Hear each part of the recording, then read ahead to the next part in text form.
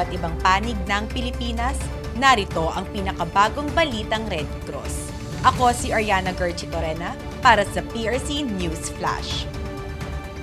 Masayang tinanggap ng mga taga-barangay North Fairview, Novaliches, Quezon City ang Health Caravan event na pinangunahan ng PRC Quezon City Chapter sa pakikipagtulungan ng Philippine Nurses Association of America. Inalalayan ng PRC Quezon City Chapter ang kanilang nasasakupan upang bigyan ng pangkalusugang serbisyo, kaalaman sa kalinisan at pag-iwas sa mga sakit. Narito ang ulat ni Daniel Letada. Narito po tayo ngayon sa Milenio Covered Court, Barangay North Fairview, Novaliches, Quezon City, na kung saan ay kasalukuyan po natin ginaganap ang Health Caravan sa temang Caring for Disaster Affected Communities in partnership of Philippine Nurses Associations of America. Ang Philippine Red Cross Quezon City Chapter ay nagbigay ng kanilang serbisyong medikal para sa ating mamamayan dito sa Barangay North Fairview, gaya ng libreng bitamina at pang-maintenance ng ating mga lolo't lola at libreng check-up para po sa ating mamamayan. Maraming salamat po sa tulong ng Philippine Red Cross na binigyan kami ng mga vitamins at losartan na pang-maintenance. Salamat din po sa Philippine Nurses Association of America. Nakakataba talaga ng puso na marami tayong naabotang tulong medikal na galing sa Philippine Red Cross Quezon City Chapter. Ako po si Daniel Letada, The Red Report. Namahagi rin ng hot meals para sa mga benepisyaryong naroon. Bukod sa tulong na ibinahagi ng Philippine Nurses Association of America, nakiisa rin ang medical volunteers gaya ng mga doktor, medtechs, nurses, RC-143 at mga staff.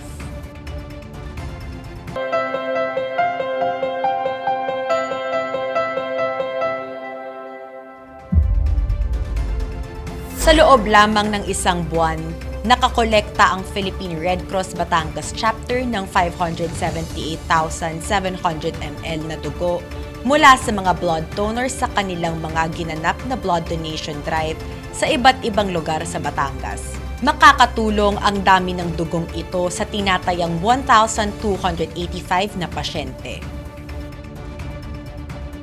30 mass blood donation sa buwan lamang ng Hulyo ang ginanap kapartner ang malalaking brands, private companies, government agencies, civil society groups at mga paaralan ang nakapagdugtong ng buhay ng ating mga kababayang nangangailangan ng dugo.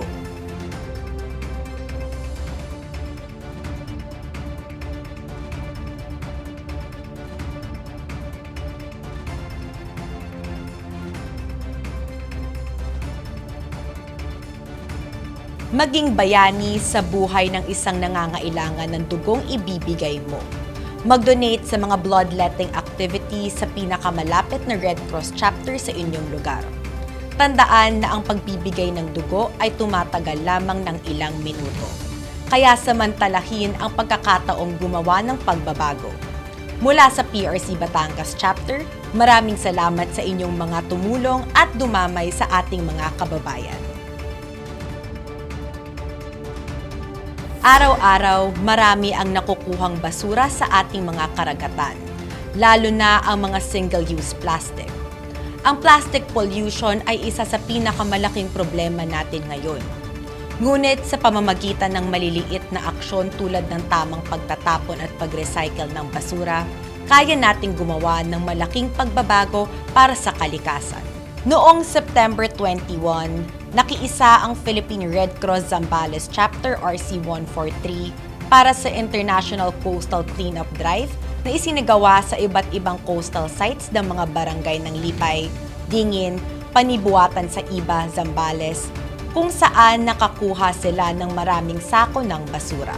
Binigyang puri naman ni Chairman and CEO Dick Gordon ang mga RC-143 dahil nakiisa sila para linisin ang ating mga karagatan. Dagdag pa niya, ang bawat maliit na hakbang tulad ng pag-iwas sa paggamit ng single-use plastic, pagtapon sa tamang basurahan at pagtulong sa clean-up drives ay makakatulong sa pagpapanatili ng kalinisan ng ating karagatan. Sa masusugid naming manonood ng PRC News Flash, At kung nadaanan nyo ang aming news program, mag-subscribe, i-follow, i-like at i-share na ang Philippine Red Cross Facebook page, Instagram, X, TikTok at mapapanood na rin kami sa YouTube channel ng Philippine Red Cross araw-araw. Don't miss an episode.